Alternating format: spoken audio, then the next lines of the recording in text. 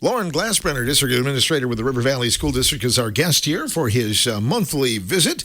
You've been busy lately, my friend. Yeah, I'm sorry. I was at a meeting on Monday where I couldn't get in here, and it's just been the busy time of year. We've really, I try to give context every time I come, but, you get through that Christmas or that winter holiday season, and then you hit these academic months of January and February and March, and everything's flying. You've got basketball games, and you got school board meetings, you got wrestling matches, and you've got all these incredible events happening around a district.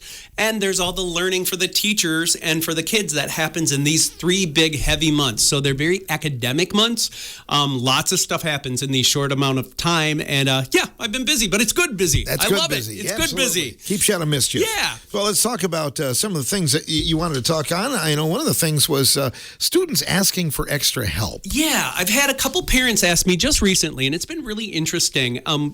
Educators are famous for using letters instead of words. We call things, PBIS or RTI or MLSS. And really, what we're talking about is making sure that all kids get the help that they need. And one of the things that I was working on with a team of teachers on Monday is this system so that kids can get the extra help that they need. When you think of a kid, let's just use the example of 4th grade. A 4th grade reading class has to deliver a curriculum to all kids. And that's kind of what we call universal or tier 1. And within that universal instruction, that's what every kid gets so that they can move ahead at that grade level curriculum and activities so that they're progressing like a typical 4th grader should. Sometimes kids have extra needs, and so the classroom teacher would jump into a small group. Maybe I need to reteach it to these 3 little kids over here, or maybe I've got some kids that got through it so fast I need to give them an extension activity because they're doing really well. So those are small groups within the classroom that we really try to work on, and that's called Tier 2. So again, that one teacher is in there for that Tier 1 and Tier 2 work. Sometimes that Tier 2 takes you to maybe another teacher coming in and helping, but you get identified for just a short time. I need a little booster on this. But once in a while, there are kids that have specialized needs. And we know that public schools take every kid at every level doing every activity. And so within that, we have to pull kids sometimes to do an extra work. That's really called Tier 3. And that's something that I was explaining to a parent. It's an intervention so that we can truly stop a problem before it gets too far down the road. And for example, in 4th grade, if you've got a 4th grader that's really struggling with maybe a certain part of vocabulary or phonics or mathematics still, we have to pull them aside and really try to intervene or give them some specialized instruction. That, again, is called Tier 3. And so those 3 tiers, whether it's because the kid's advanced or the kid maybe has a deficit in a small skill, are things that the district has to think about and how to make sure we have time for and make sure we have resources for and all those things within our daily schedules. And so we were having meetings on Monday around that system. And it's really a system to support every child. We want every kid to accomplish what they need to accomplish. Some accomplish it quicker, and so they become gifted learners, and some of them come to us with deficits, or maybe they're just struggling at this time in their life with grabbing that concept, and we've got to give them that extra boost. So those things are called, just systems of support. A lot of it's called RTI or MLSS, but really to the people out there, these are things that possibly when I was in school, I wouldn't have seen teachers doing for kids. You got the curriculum. It was your job to grab it and go home and do it and come back and you went to the next page in the textbook. There's a very different way of doing education, and it's really meeting the kids at all different levels.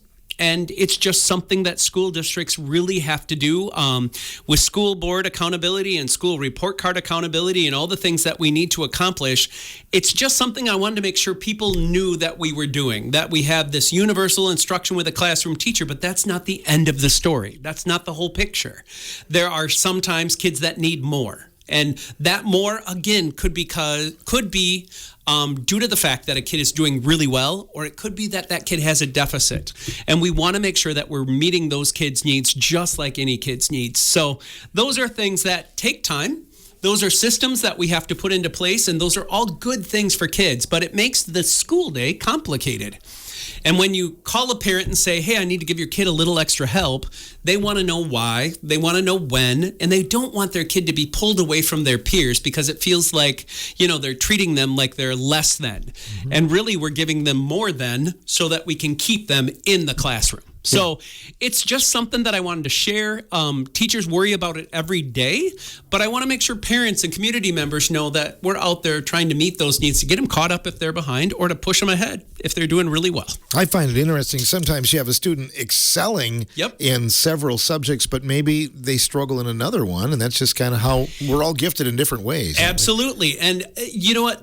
People think that if you identify my kid as maybe having this specialized need, they're going to have that for their whole school career. No, absolutely not. What we're trying to do is just try to catch it early, try to get the earliest intervention in there that we can, solve that problem, and let them proceed like they should. And so that takes a lot of work. It takes a lot of coordination. And that's what a lot of testing gives us in a district. We're about to enter kind of testing season. In our state of Wisconsin, there is a forward, it's called the Wisconsin Forward exam that we all have to give in every public school district. And there are specific things that we give at every grade level. It really starts at third grade. But in fourth grade, we're really looking at fourth grade math and literacy.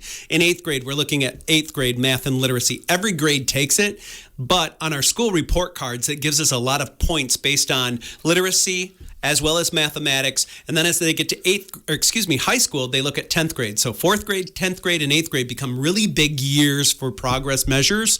So yeah, we're about to hit those heavy times in schools where we're trying to get things accomplished. The kids have to take these standardized tests. We haven't been outside for a long time because it's been cold. It really there's a lot to do. And that happens in February and March and April. Are we seeing some of those grades come up? I know COVID kind of put things a little bit back in terms of some of the achievements. Yeah, I think one of the things we noticed is that literary scores or literacy scores dipped more than mathematics scores. Kids need to learn, in my opinion, kids need to learn literacy from a human being, from a teacher, from someone modeling that, from being with peers and talking through books and being able to hold a book. And so literacy skills fell further behind than mathematics skills during COVID. One of the things we still see, though, is there were those SEL, again, I'm talking in letters, social emotional learning skills, where kids just can be good kids and know how to share and be a good student. Those skills were still something that we're a little further behind. So we're still working on it, right? I don't know if we can blame anything on COVID anymore. I think we can blame it on technology still, right? Where kids are just on phones or iPads or computerized devices way too much. And you've heard me mention the anxious generation and how so much of that digital literacy has been used to replace good instruction. And so I think all parents and districts should be really careful. Yes, it can be faster. It doesn't always mean it can be better. So I still believe, I'm old enough to believe in the idea of pencils. You'll see a pencil on my desk every day still. So there's something to be said about having a book in your hand, having a pen or a pencil in your hand, working with paper.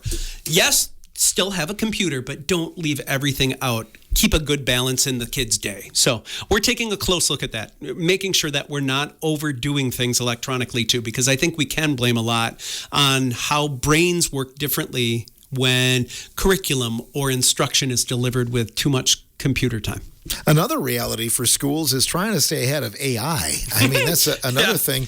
There are ways now to detect if somebody has plagiarized or used AI. Artificial intelligence, AI, as you bring up, is a really interesting thing because it can try to predict what I, as the user, would think next as I put a question into that. One of the things that I think AI can do, if we use it the right way, is really help teachers with some efficient tasks. Just the other day, I was at a workshop, and again, I took something that was a document. It was 4th grade practice questions for the forward exam. I took 3 years worth of documents, pushed it into AI, and said, now make me 20 new questions based on these three documents. And I pushed a button and it was done. It automatically reads those documents and can forecast and interpret that information. And it gets something done for me very efficiently, very quickly. I think that's a great use of AI. If a high schooler, though, goes to AI and says, hey, write me a 2-page paper in my reactions to The Catcher in the Rye, and it just spews out a 2-page paper, kids are getting really smart. They can say, misspell 10 words in my essay so it looks like it's me. Make sure that I use this reference on this page because I read that chapter. They're really good about getting AI to do exactly what AI can do. So we have to be, as educators, be ahead of the kids. We have to not be scared of it. We have to embrace it, but we got to get in there and make sure we're using it the right way and teach the kids that. Because there are some great reasons to use it. Yeah. We wanted to spotlight some personnel that really they take care of precious cargo and they make sure they're safe on the streets. So they've had a couple of weeks here this month of February in which some people are recognized. Then. Yeah, thanks, Phil. So this gives me an opportunity to give a shout out to some people that really start and end our days with us. And the first face that kids out in the country see is the bus driver. And it's Bus Driver Appreciation Week. So to my team at Lamers and Dawn, the leader of that team, I just take my hat off to you. You do great work. You work in all weather. You work tirelessly. You take kids to activities, whether it's an FFA convention or a basketball game in Prairie du Chien. You're taking kids everywhere for us. And again, you're doing that at the beginning of our days and at the end of our days. And I just can't thank you enough as the bus drivers of our region for doing that work. I believe here in Richland Center, it's co-busing rather than Lamers, but it doesn't matter. It's still mainly retired people that are out there doing this work because they really want to give back to their community. They're not making $1 million being a bus driver. So thank you to the work that they do. And it's incredible. And I really appreciate the work that they do because they're keeping 40 kids safe while they're keeping their eye on the road and making sure, that a basketball's not bouncing between the windows in the back, right? So they're doing great work. The other thing I wanted to recognize, so we have bus drivers this week. Next week is Adult School Crossing Guard Recognition Week. So every time you get near a school, usually the village or city is in charge of making sure there are traffic patterns and really good people out there to watch and help kids get across the road. So to my friends down in Spring Green, I've got Russ and Sharon, Robert, Nora, Tara, and Jen that do great work to make sure that those 1,100 kids that are getting dropped off or walking to school can get into those buildings safely. So these wonderful community members, they encourage that safe behavior. They look for the gap in traffic. They make sure that the kids can get across, but the cars can keep flowing. And they do that and observe to make sure that we continue to keep everything moving slowly and safely out in front of our school building. So we're really thankful for their work too. So it's kind of those extra people that you have near your school district, whether it's a bus driver, whether it's a volunteer, or whether it's a crossing guard. Your districts need you, and thank you for that great work that you're putting in. So our hat goes off to you. The other thing I would add for bus drivers and for crossing guards is they're out there in all kinds of weather. They are. They are out there no matter what. If it's raining, they're out there. Nora Moe is a lady that is down in Spring Green. She's semi-retired, I'll say now, so she's not there as much. She just fills in. But she had been at the corner of Daly, golly, in the street. Can't really think of it right now, but she had been in that corner, and she smiled whether it was pouring rain. She smiled whether it was a foot of snow. She smiled whether it was dark and gloomy or windy or awful. And she was just so sweet. And it's somebody that I can think of being the right person to start a student's day. She was just a sweetheart of a lady. And we're just so thankful for people like that in all our communities that do that great work for our districts. Indeed. So hats off to them. Yes. Loren Glasbrenner, our guest on WRCO's Morning Show. Loren, we want to talk as well. We talk often about school funding, and you face some referendums and whatnot. It still is a little bit muddy and murky when we talk about that at the state level, isn't it? It is. And we want to be in cooperation with our legislators. As they work hard for us, we want to work with them as we move ahead and try to finance schools based on our taxpayers. And it's a very complicated system. So I'll say that first and foremost, that I really believe that they're trying to do their very best with a very complicated school funding system, because they also have road systems and they have emergency systems and they've got business systems and they've got all the systems within the state that they have to fight with and really advocate for. So I don't want to start this talk without making sure that I don't recognize the hard work that your local representatives do. I do understand that it's hard work, but I wouldn't be doing my job as an educator if I wouldn't also want clarity and for people to question how we're funding schools. You've heard me say before that the system's not working, right? That we are still funding schools based on the family farm. But, everybody had a family farm. You expected 4 to 6 kids to come out of that house. They would get on a bus. They would come to school. And so schools were funded based on larger families in an agricultural society in Wisconsin. And that model of family is no longer here, nor is that model of funding working for our schools anymore. I'm not sure it's fair for landowners or house owners to fund schools. I understand that that's part of the property tax equation that we have in the state of Wisconsin, but I just don't know if that's the best way to do it anymore. We have a lot of people that rent. We have a lot of people that have multiple houses, and I just don't think everybody's invested in the same way as they used to be in that funding wave. So I have to bring that out there first. The other thing is, right now in the state of Wisconsin, they're talking a lot about a state surplus of dollars. And more than anybody, I respect that we need to have a rainy day fund. I think a rainy day fund is really important for a state of Wisconsin in case something catastrophic happens. And that's what we do in our districts too. Every district has something that they call a fund balance, FUND, which is money they set aside just in case a huge furnace breaks or a huge leak comes in a roof or something that, again, causes you extra expense that you would want to have as that rainy day fund.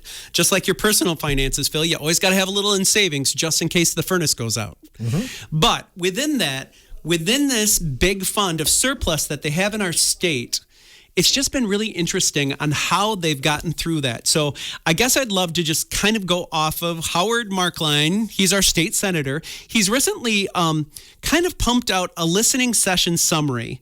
And he's been going around our area because he represents from Albany to Argyle, all the way over to Wazeeka, all the way up to Spring Green, right? He represents us. And throughout all of that, he kind of put in 3 summaries that he heard or recaps that he heard from his listening sessions. And it made me have to respond, I guess is the way I'll say it. The first thing he says is funding for schools. Attendees spoke to the need for increased funding for local school districts and concerns over referenda in the communities. He says he shares the concern and that he's been a supporter of rural districts as he came from a rural district. Spring Green, by the way. Mm-hmm. So data does show that school districts are struggling. And it's because somewhat of declining enrollment. That's true. But that is not the whole story. And you'll hear Howard say that a lot of the problems with your tax dollars right now, because I went to his most recent Markline Minute, he said, well, it's based on tax dollars needed for referendum, and it's also based on tax dollars needed because of decreased enrollment. Those are 2 factors, but that by no means is the entire story. And so what I'd really like people to do is I'd like you to grab your tax bills, actually the tax bill from this year and the tax bill from last year, and I'd love for you to go visit your school district and go to the business manager and say, can you tell me how much of my tax bill increased, because almost everybody got an increase on their tax bill, comes from your referendum or comes from the specific things that the district can control. We've had over a dozen people into the district office at Spring Green, at River Valley, and we have analyzed it to the best we can, and about 10% of that total increase came from our referendum that passed. The other 90% came from a lack of state aid that they gave school districts this year.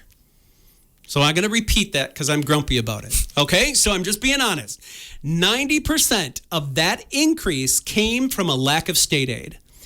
And he will say, well, schools are funded better than they ever have been. If you give another dollar to a person, they're funded more than they have been. So I get how he's playing play words. But we have had Wisconsin aid increased since 2009.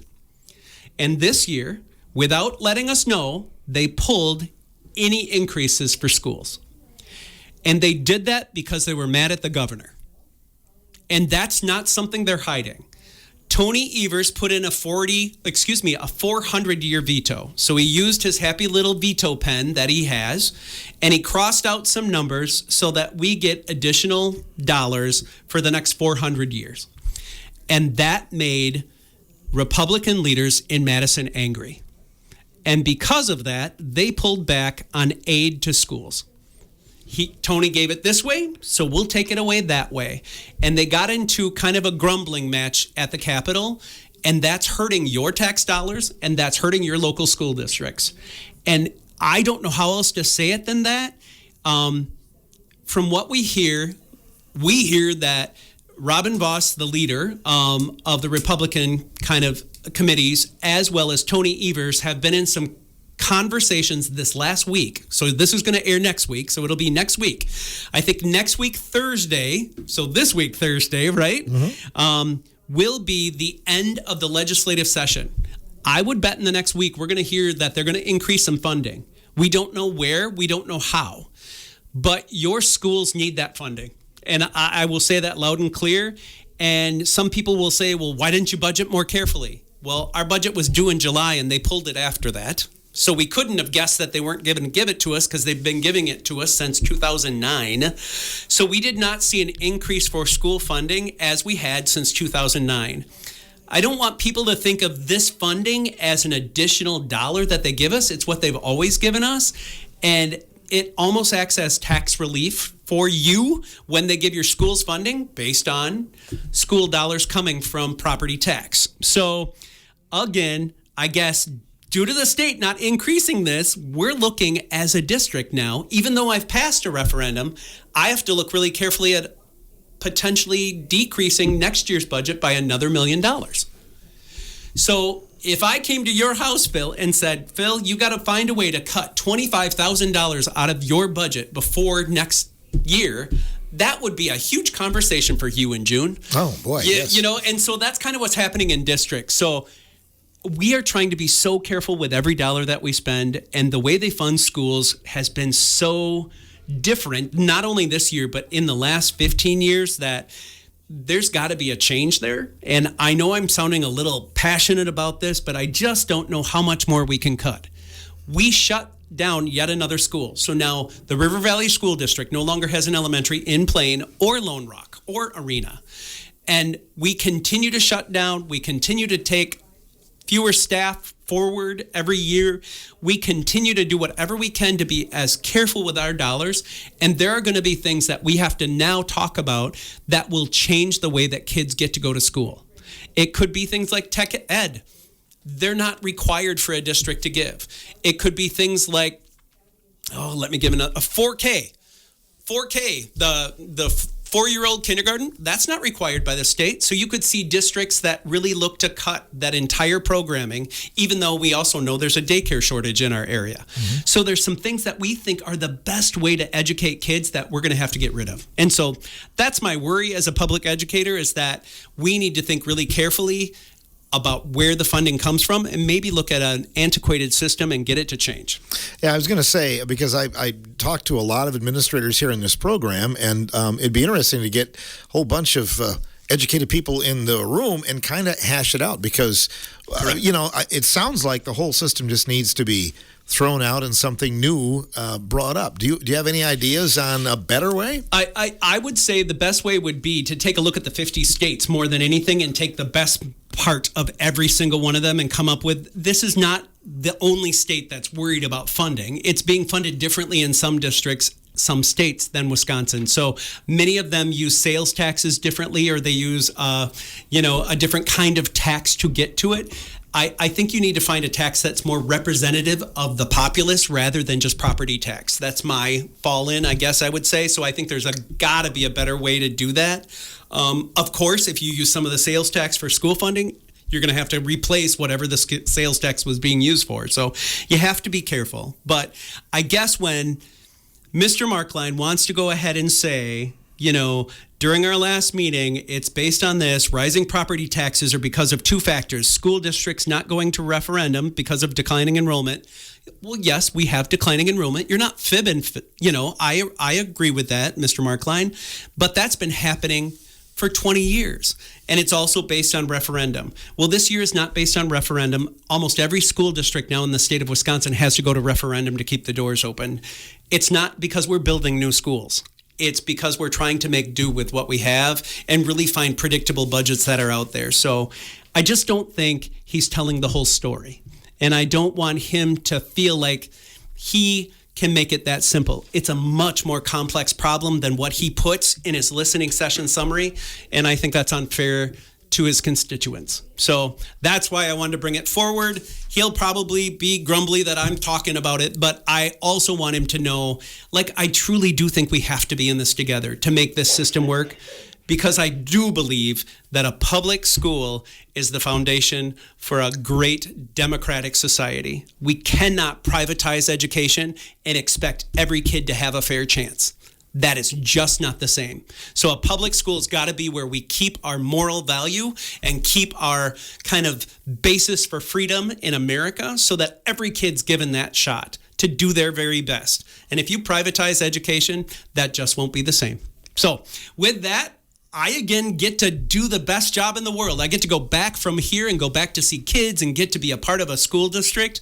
I just want people to be involved and understand what's going on. And there's a lot going on in school finance right now. So I implore them, find your bills, take them to your school district. It's their job to make sure they can explain to you how much of that tax bill is based on what their schools are using.